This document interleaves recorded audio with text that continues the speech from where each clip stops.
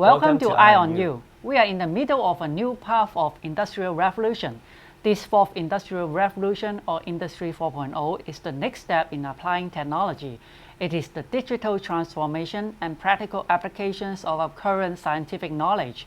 It aims to apply science to address real-world issues.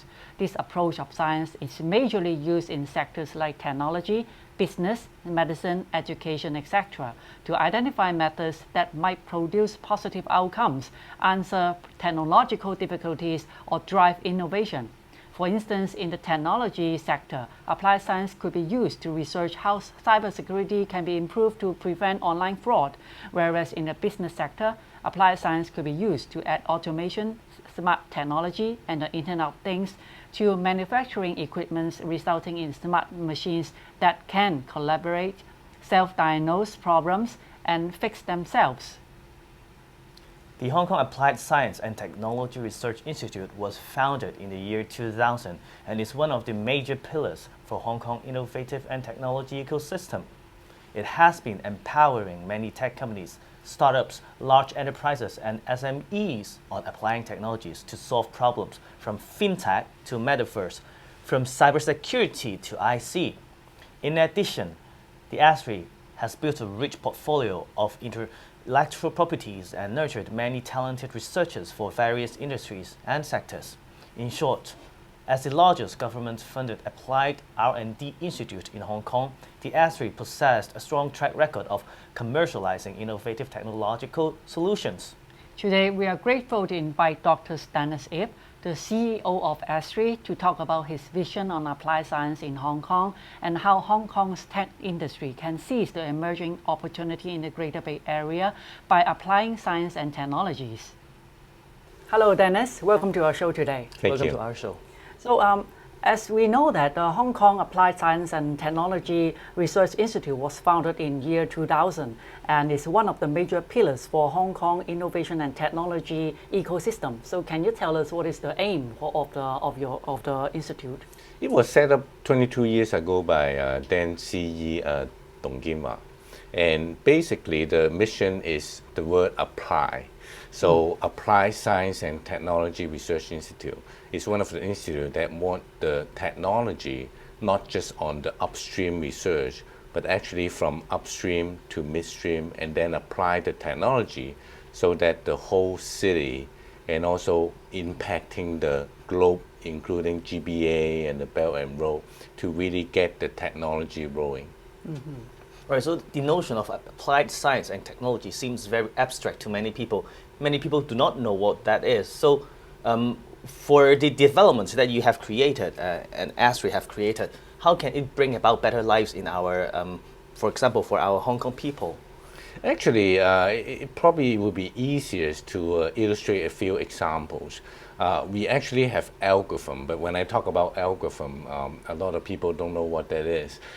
For example, we are having sensing technologies, optics technology, to really look at how the eyebrows work. For example, we have very interesting technology that when you do Zoom classes, you can actually manage to look at how many students are looking at their phone. We have this working with different international schools right now, and using the eyebrow size and basically the management of the different optics, we know that this guy actually did not attend class attentively.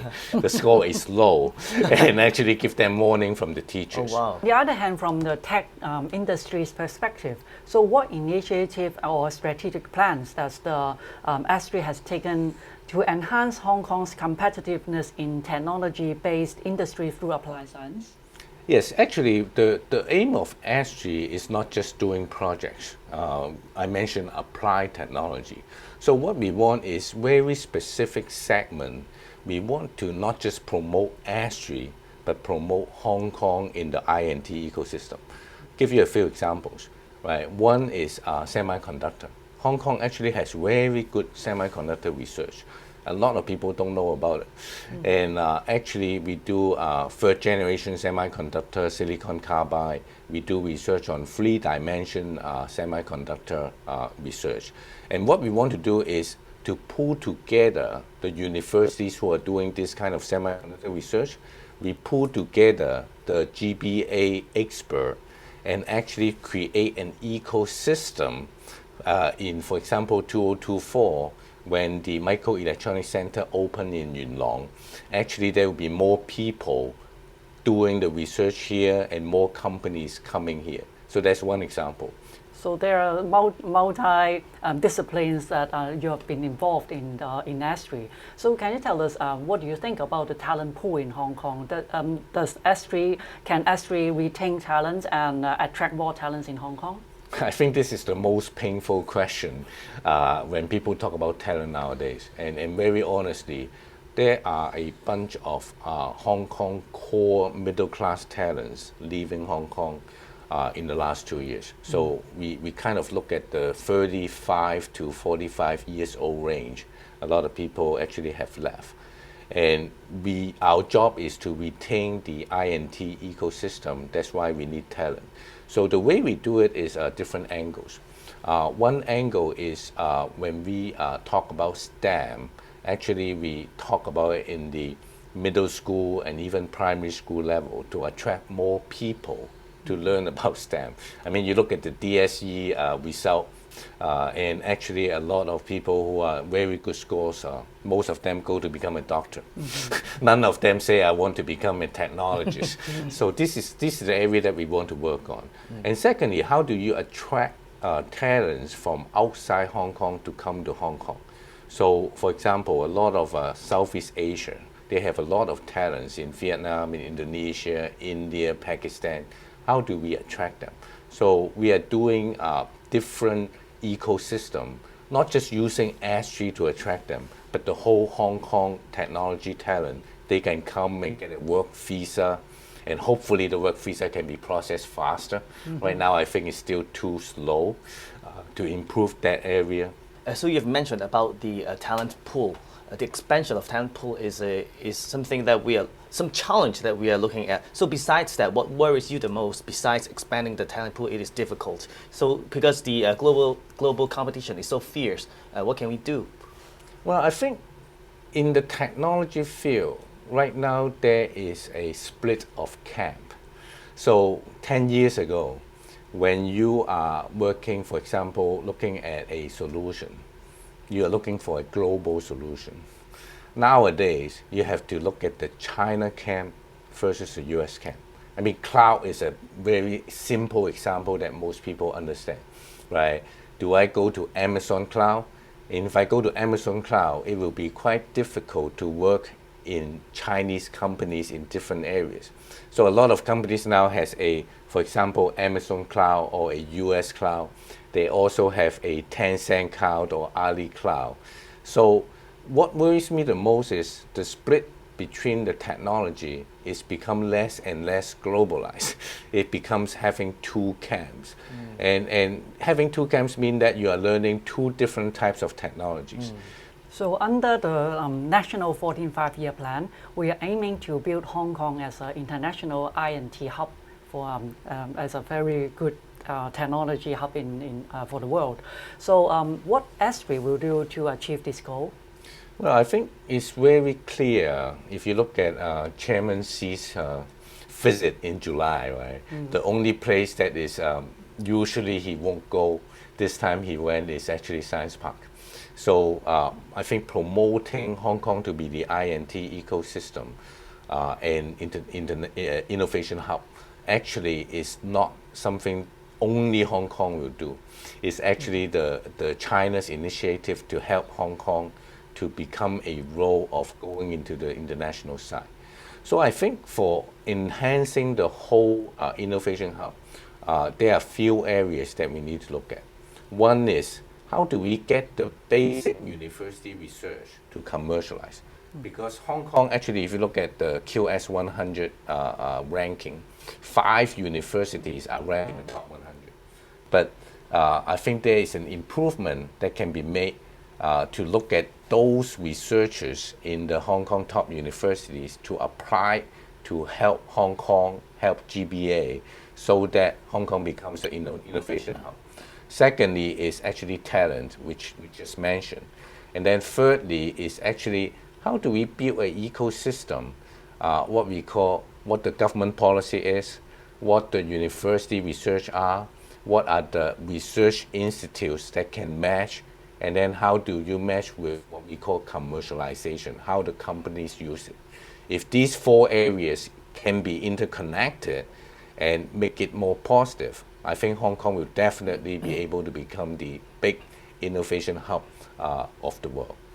Mentioning about the GBA, the Greater Bay Area, how do you envision the development of applied science and technology in the Greater Bay Area, and how can ASTRI contribute to this development? It's a very good question. Actually, ASTRI has about 70 people in Shenzhen right now. And these 70 people, actually, we will be probably doubling that soon. We are working with Fujian government. And Fujian government is actually working with us on different projects.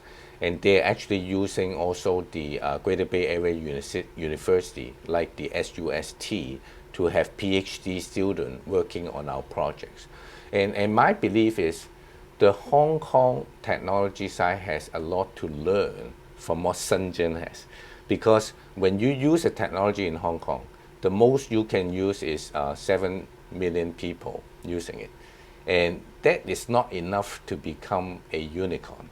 If you look at the Hong Kong 12 to 18 unicorns right now, they become unicorn not because they are having revenue in Hong Kong. They become unicorns because they are having big revenue either in mainland or in outside China on the overseas areas.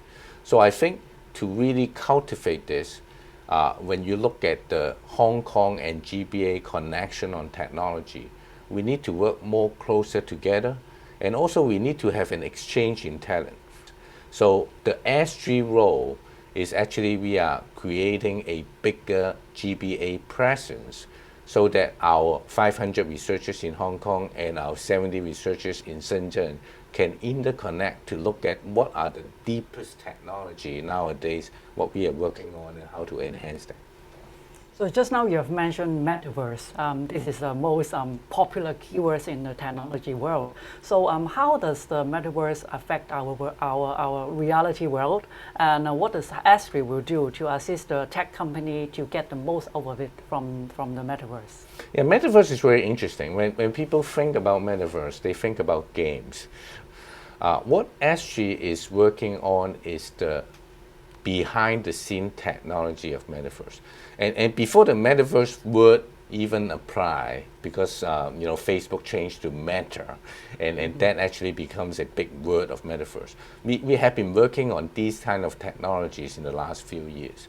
So one example is the AR VR glass, right? SG actually has in our research the lightest glass that we have worked on. We only have we can have glasses that's up to 60 grams, and it's one of the lightest in the world. And if you have a light glass, you have longer battery. You can actually wear that glass for a few hours. Versus if you do games, 1 hour you're tired, right? So the technology we are using, for example, we are helping the people with eye vision problems to really use sensing and glasses to look at how to improve their eye vision. So that's one thing. And secondly is we also have remote maintenance with different companies in Hong Kong that have set up. So example, when I go to maintain a data center in outside, I don't need the technologist or the technician to really go there. I can manage in the back headquarter office. They do an AR, VR glasses, and then you can manage that knowing exactly which electric wire to plug, etc. Right. ASTRI is doing very well in the technology development. And lastly, we would like to ask your opinion on an issue that the US has created an alliance called the Chip 4 that includes Japan, South Korea, and Taiwan. And they are aimed at countering China's growing influence at the global supply chain. So what is the impact of this Chip 4 on Hong Kong and in the mainland? And what should the ASTRI do to mitigate any prospective risks to ensure the future development of applied science nationwide? Well, I think on a technology perspective, actually there's not much impact. Yeah. The reason I say that is it's actually already two camps. I mean, the US technologies in the two-dimension circuit integrated circuit is actually very advanced. And China has been researchers what we call the three-dimensional integrated circuit. And this has been done in the last 10 years. S3 has started that 10 years ago. And of course, the whole scheme is that to beat Moore's law. Moore's law say that in 18 months, we will double the speed. And you can do it in many ways. So 2-dimension, you really have faster circuit, faster technology. 3-dimension, you don't have that fast, but your technology is to interlink different layers together. So in that, I think on the technology side, there will not be a huge impact because it's already two camps. This has happened 5 years ago. But on the manufacturing side, there's a lot of impact because what US wants to do is to pull their manufacturing of semiconductors to the chip 4 countries rather than put it in China. So this will have an impact of the whole highly advanced manufacturing capability. I'm not worried about technology. I'm worried about if all the US companies pull back on Chinese manufacturing, this might have an impact in the economy. Thank you so much for your time, and we have learned so much from you on technology and also applied science. Yes. So we hope that we can have you again on our show next time. My pleasure. Thank you. Thank you so much. Dennis. Thank you very Thank much. you.